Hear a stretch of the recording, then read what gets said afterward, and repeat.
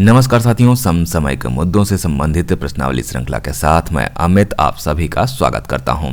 आज है 6 मार्च 2020 और आज के हमारे प्रश्न किन मुद्दों पर आधारित हैं, आइए सबसे पहले एक नजर डालते हैं। किस पेमेंट बैंक ने 2 करोड़ ग्राहक जोड़े हैं, इसके विषय में हम बात करने वाले हैं आज के पहले प्रश्न में।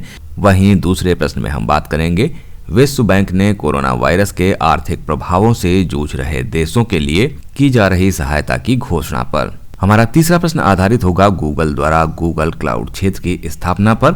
वहीं बात करेंगे राष्ट्रीय सुरक्षा दिवस की चौथे प्रश्न में। पांचवा प्रश्न आधारित होगा दरवाजे तक डीजल पहुंचाने के लिए कौन सा मोबाइल ऐप लॉन्च किया गया है और इसे किस राज्य की सरकार ने लॉन्च किया है।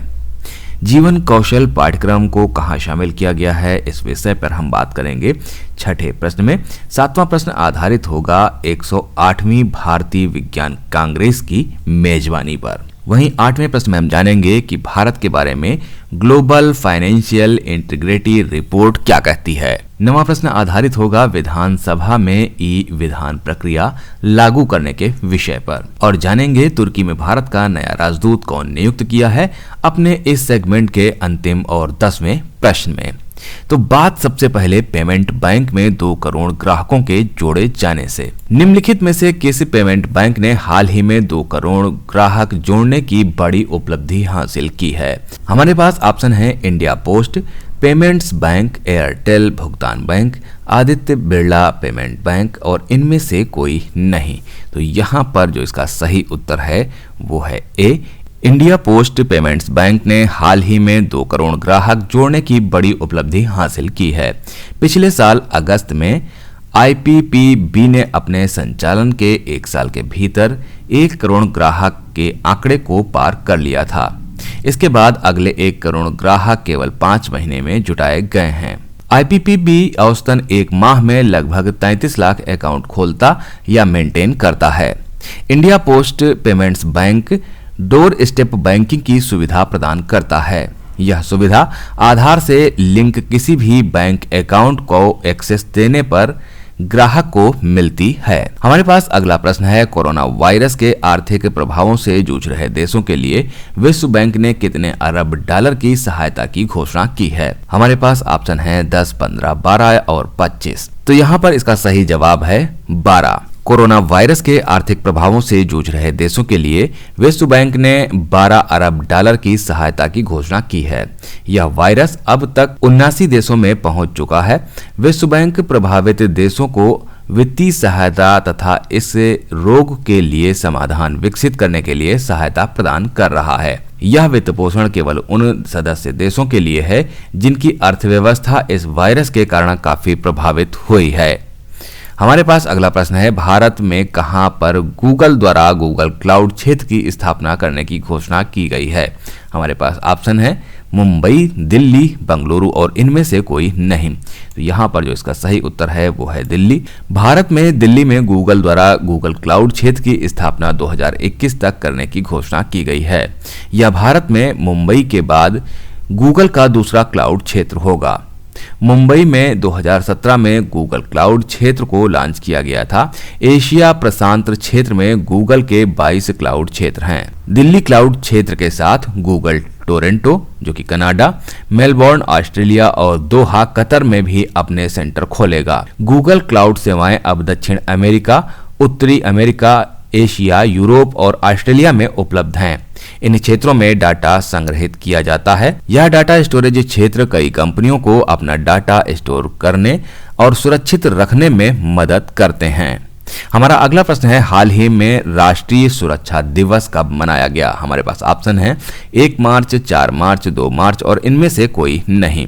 तो यहाँ पर जो इसका सही उत्तर है वो है बी, 4 मार्च। राष्ट्रीय सुरक्षा दिवस जो है वो 4 मार्च को मनाया गया। इस दिन से राष्ट्रीय सुरक्षा सप्ताह को भी 4 मार्च से 10 मार्च तक मनाया जाएगा। इस दिन को मनाने का उद्देश्य कर्मचारियों और आम लोगों में सुरक्षा के प्रति जागरूकता लाना और दुर्घटनाओं को रोकना है। 4 मार्च 1966 को राष्ट्रीय सुरक्षा परिषद की स्थापना की गई थी। यह एक स्वशासी निकाय है जो कि सार्वजनिक सेवा के लिए गैर सरकारी और गैर लाभकारी संगठन के रूप में कार्य करता है। इसके बाद 1972 में इस संगठन द्वारा राष्ट्रीय सुरक्षा दिवस मनाए जाने का निर्णय लिया गया। हमारे पास अगला प्रश्न है, हाल ही में सरकार द्वारा दरवाजे तक डीजल पहुंचाने के लिए कौन सा मोबाइल ऐप लॉन्च किया गया? हमारे पास ऑप्शन है ईंधन हमसफर, फ्यूल हमसफर, इनमें से कोई नहीं। तो इसका जो सही उत्तर है वो है सी, फ्यूल हमसफर। सरकार द्वारा दरवाजे तक डीजल पहुंचाने के लिए fuel Humsafar mobile app launch किया गया। श्रम एवं रोजगार मंत्री संतोष गंगवार ने नई दिल्ली में आवासीय सोसाइटियों, होटलों और अस्पतालों के दरवाजे तक डीजल पहुंचाने के लिए इस ऐप को लॉन्च किया है। हमारा अगला प्रश्न है, निम्नलिखित में से किसने विश्वविद्यालयों और कॉलेजों में स्नातक छात्रों के लिए जीवन कौशल पाठ्यक्रम विकसित किया है? हमारे पास ऑप्शन है विश्वविद्यालय अनुदान आयोग, विज्ञान एवं प्रौद्योगिकी मंत्रालय, मानव संसाधन विकास मंत्रालय और इनमें से कोई नहीं। तो यहाँ पर जो इसका सही उत्तर है वो है विश्वविद्यालय अनुदान आयोग। विश्वविद्यालय अनुदान आयोग ने विश्वविद्यालय और कॉलेजों में स्नातक छात्रों के लिए जीवन कौशल पाठ्यक्रम विकसित किया है। इनमें संचार कौशल, व्यवसायिक कौशल, नेतृत्व और प्रबंधन कौशल और सार्वभौमिक मानवीय मूल्यों पर पाठ्यक्रम को शामिल किया गया है। हमारा अगला प्रश्न है, जनवरी 2021 में निम्नलिखित में से कौन सा शहर 108वीं भारतीय विज्ञान कांग्रेस की मेजबानी करेगा? हमारे पास ऑप्शन है बंगलुरु, पुणे, हैदराबाद और इनमें से कोई नहीं। तो इसका जो सही उत्तर है वो है बी, पुणे। जनवरी 2021 में पुणे शहर 108वीं भारतीय विज्ञान कांग्रेस की मेजबानी करेगा। पुणे में 100 वर्षों के इतिहास में चौथी बार इसका आयोजन किया जाएगा। यह कार्यक्रम महिला सशक्तिकरण के साथ सतत विकास के लिए विज्ञान और प्रौद्योगिकी पर आधारित होगा। हमारा अगला प्रश्न है, अमेरिकी शोध संस्थान ग्लोबल फाइनेंशियल इंटीग्रिटी की रिपोर्ट के अनुसार व्यापार के जरिए काले धन को सफेद करने के मामले में भारत 135 देशों की सूची पर कितने स्थान पर है? हमारे पास ऑप्शन है 1, 5, 3 और इनमें से कोई नहीं।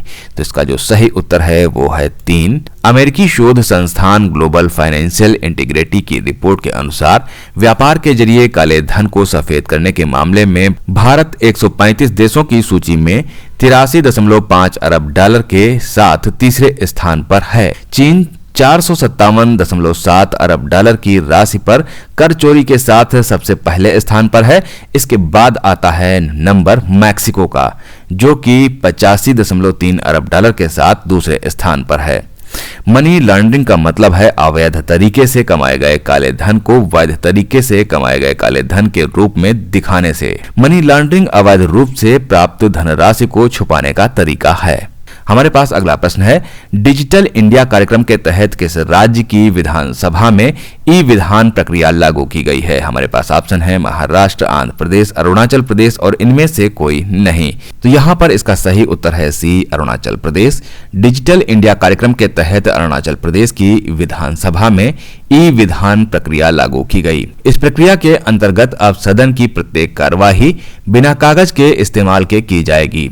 ई विधान परियोजना के लागू होने के साथ ही अब विधायक विधानसभा से संबंधित सभी जानकारी, व्यवसाय की सूची, सदन की कार्यवाही से संबंधित प्रश्न और अन्य दस्तावेज अपने लैपटॉप और मोबाइल या टैबलेट या कंप्यूटर के माध्यम से देखकर पढ़ सकते हैं। अरुणाचल प्रदेश विधानसभा में कुल 60 सीटें हैं। हमारे पास अगला प्रश्न है, निम्नलिखित में से किसे तुर्की में भारत का नया राजदूत नियुक्त किया गया है? हमारे पास ऑप्शन है सुमित अरोड़ा, संजय कुमार पांडा, राजीव खुराना और इनमें से कोई नहीं। तो इसका जो सही उत्तर है वो है बी, संजय कुमार पांडा।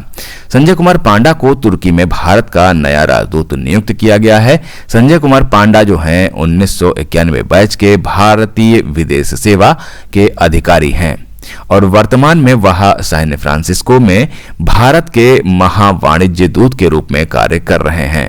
तुर्की की राजधानी अंकारा एवं मुद्रा की बात करें तो तुर्की लीरा है। तो ये थे आज के हमारे समसामयिक विषयों से संबंधित 10 प्रश्न। मिलते हैं कल नए 10 प्रश्नों की श्रृंखला के साथ। तब तक के लिए मुझे दीजिए इजाजत। नमस्कार, धन्यवाद।